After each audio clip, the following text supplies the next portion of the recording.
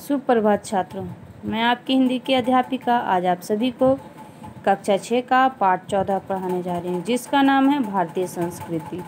यह एक लेख है। तो आइए सबसे पहले जानें कि हमें भारतीय संस्कृति के बारे में। तो पूरे विश्व में भारत जो है अपनी संस्कृति और परंपरा के लिए ही प्रसिद्ध है, और ये देश हमेशा अपनी संस्कृति और परंपरा के लिए ही प्रसिद्ध रहेगा। यह विभिन्न संस्कृतियों और परंपरा की भूमि है। भारत विश्व की सबसे पुरानी सभ्यता का देश है, क्योंकि भारतीय संस्कृति का महत्वपूर्ण तत्व अच्छे शिष्टाचार, तहजीब, सभ्य संवाद, धार्मिक संस्कार, मान्यताएं एवं और मूल्य आदि हैं। अब जबकि प्रत्येक की जीवन शैली आधुनिक हो रही है, भारतीय लोग आज भी अपनी परंपरा और मूल्यों को बनाए हुए हैं। विभिन्न संस्कृतियों और परंपराओं के लोग के बीच की घनिष्ठता ने एक अनोखा देश भारत बनाया है। अपनी खुद की संस्कृति और परंपरा का अनुसरण कर भारत में लोग शांतिपूर्ण तरीके से रहते हैं। तो आइए जानें अपने देश की संस्कृति के बारे में। भारत के नाम से अपरिचित व्यक्ति यदि भारत आए और उत्तर से लेकर दक्षिण, पूर्व से लेकर पश्चिम तक घूमे, तो वह यही कहेगा कि यह कोई एक देश नहीं बल्कि कई देशों का एक समूह है, जो एक दूसरे से बहुत सी बातों में, रीति रिवाजों में, कामकाज में, रहन सहन में, पहनावे में बिल्कुल भिन्न है। क्योंकि यही एक ऐसा देश है जिसमें सभी समुदायों के लोग रहते हैं और सभी तरह की संस्कृति एक साथ मिलकर आगे बढ़ती है। प्राकृतिक रूप से तो यहाँ इतनी विभिन्नताएं हैं कि शायद ही वह अबोध प्राणी विशेष प्रमाणों के बिना यह मान सके कि यह सब एक ही देश में शामिल है। कहीं हिमालय की दुर्गम पहाड़ियाँ हैं, तो कहीं उन्मुक्त रूप में लहराता समुंदर, कहीं वर्षा ऋतु का असामयिक प्रचंड आवेग, तो कहीं रेगिस्तान की तपती धरती। कौन सी ऐसी फसल है जो भारतवर्ष की पवित्र धरती पर न उपजती हो। ये भारतवर्ष एक ऐसी जगह है जहाँ पे हर एक चीज़ों का आपको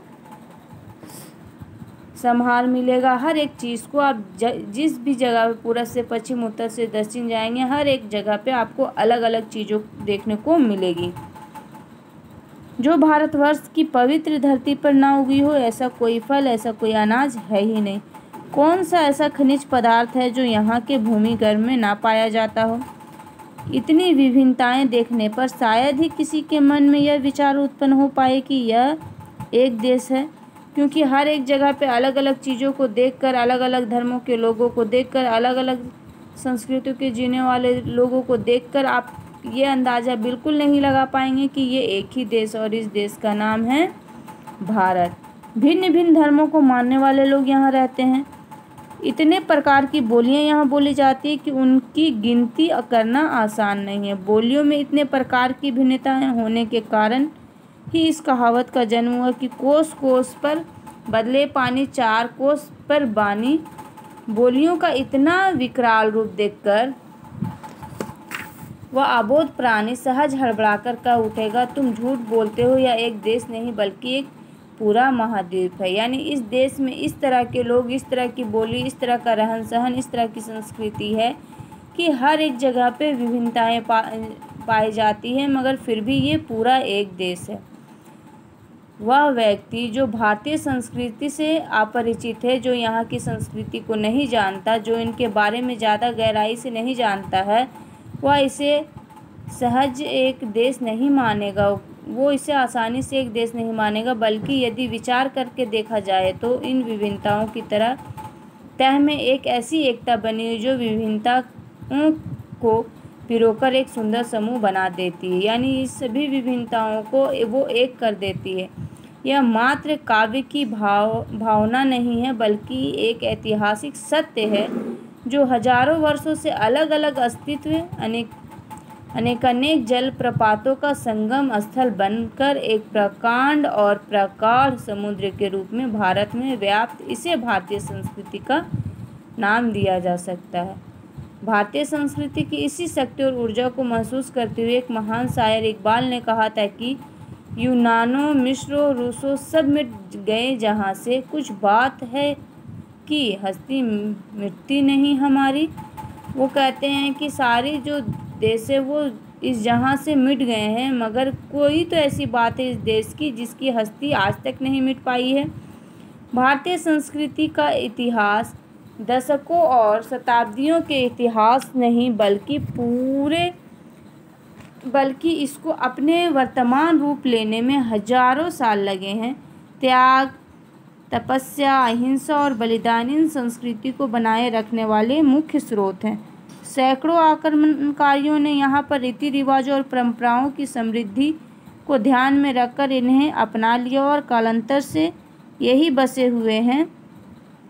इससे हमारी संस्कृति विकसित हुई है और साथ ही इनमें नए नए तन प्रस्फुटित हुए हैं। देश और विदेश से में एक सूत्रता तलवार की चोट से नहीं बल्कि प्रेम और सौहार्द से स्थापित हुई है। यानी इस देश की जो एकता है ये किसी तलवार की जोर पर या किसी से डरा धमका कर नहीं किया गया, ये हमारी एकता और प्रेम के कारण हुआ। दूसरे के हाथों और पैरों पर, घर और संपत्ति पर जबरदस्ती कब्जा नहीं किया गया, उनके दिलों को जीता गया। इसी वजह से जो भी यहाँ एकता कायम हुई चरित्र और चेतना का एक पहचान है। यह आज भी बहुत अंशों में कायम है और हम इस चेतना को कई अंशों तक भूल चुके भी हैं।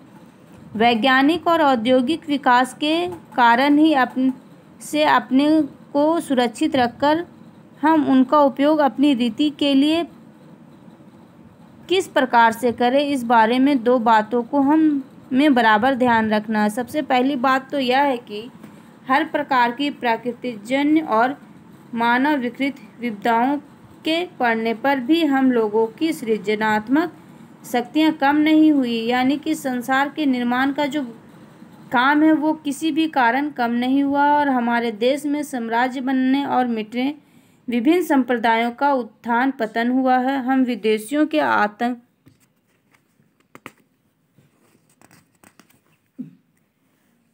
आक्रांत और पददलित हुए। हम पर प्राकृतिक और मानव के अनेक बार मुसीबतों के पहाड़ ढा दिए गए, फिर भी हम लोग बने रहें। यानी इसका कहने का मतलब यह है कि हमारे ऊपर कई तरह की मानव द्वारा या प्राकृतिक द्वारा कई मुसीबतें आई, कई बार हमारे ऊपर पहाड़ टूटा, मगर हमारी एकता के कारण हम हमेशा बने रहे। हमारी संस्कृति बनी रही, हमारा जीवन और सृजनात्मक शक्ति भी बनी रही। यानी कि हम तो जीवित रहे, साथ ही साथ हमारे निर्माण के जो हौसले थे वो भी कभी खत्म नहीं हुए। हमारी इन पावन भूमि में धुरंधरों में भी महान मनीषियों, योगियों का जन्म हुआ है, जिसको संसार के किसी युग के अत्यंत उच्च आसन पर बैठाया जा सकता है। जिन हालातों में पकड़कर संसार की सैकड़ों जातियां विलुप्त हो गई, वहीं भारतीय संस्कृति अपना स्थायित्व कायम रख सकी है। इसका सीधा सा कारण है हमारी सामूहिक चेतना, यानी हमारी सोच समझ की जो शक्ति है उसका एक होना, जो कि नैतिक आधार पर ठहरी हुई है, जो पहाड़ों से भी मजबूत, समुद्र से भी गहरी और आकाश से भी अधिक फैली हुई है। यदि हमें अपने समाज और देश में उन अन्यायों और अत्याचारों की पुनरावृत्ति नहीं करनी है जिनके द्वारा आज के सारे उत्पादन संघर्ष उत्पन्न होते हैं, तो हमें अपनी ऐतिहासिक सैनिक चेतना या संस्कृति के आधार पर ही अपनी आर्थिक व्यवस्था बनानी चाहिए। मतलब ये है कि उसके पीछे हमारा लाभ और भोग की भावना का प्रधान ना होकर उसमें हमारा त्याग और सामाजिक कल्याण की भावना को हमें महत्व देना होगा। ठीक ऐसा ही भावना का समावेश हमें विज्ञान के क्षेत्रों में भी करना पड़ेगा। आज विज्ञान मनुष्य के क्षेत्र में बहुत सारी अद्भुत और अतुल्य शक्ति दे रहा है, तो इसका प्रयोग जहाँ एक और व्यक्ति और समूह के कल्याण के लिए हो रहा है, दूसरी ओर व्यक्ति और समूह के विनाश के लिए भी किया जा रहा है। तो इसके लिए हमें अहिंसात्मक त्याग और प्रोत्साहन करने का भोग भावना को दबाए रखना होगा और नैतिक अकुंठा के बिना शक्ति मानव के लिए हितकर नहीं होता। वह नैतिक अकुंठ या चेतना या भावना ही दे सकती है, वही उस शक्ति को परिमित भी कर सकती है और उसके उपयोग को नियंत्रित भी। यानी कि हमें ही मनुष्य द्वारा निर्मित बहुत सारे वैज्ञानिक चीज़ों का इस्तेमाल जो अच्छे और बुरे दोनों कामों में हो रहा है, तो उसके लिए सबसे पहले हमें समय के साथ चलकर उसको रोकना होगा और उस कार्य को करने में हमें ही उसको नियंत्रित भी करना होगा और उसको पूरी तरीके से पूरा करना होगा, जिसके कारण हमारे देश का गौरव आगे की ओर बढ़ेगा और अपने देश को हम एक सभ्य सांस्कृतिक देश कह पाएंगे, जो कि विभिन्न प्रकार के लोगों, धर्मों और बोलियों के बावजूद एकता के कारण एक देश कहलाता है। उसका गर्व हमेशा बना रहेगा। उम्मीद करती हूँ कि आप सभी को ये पाठ अवश्य समझ में आया होगा। धन्यवाद।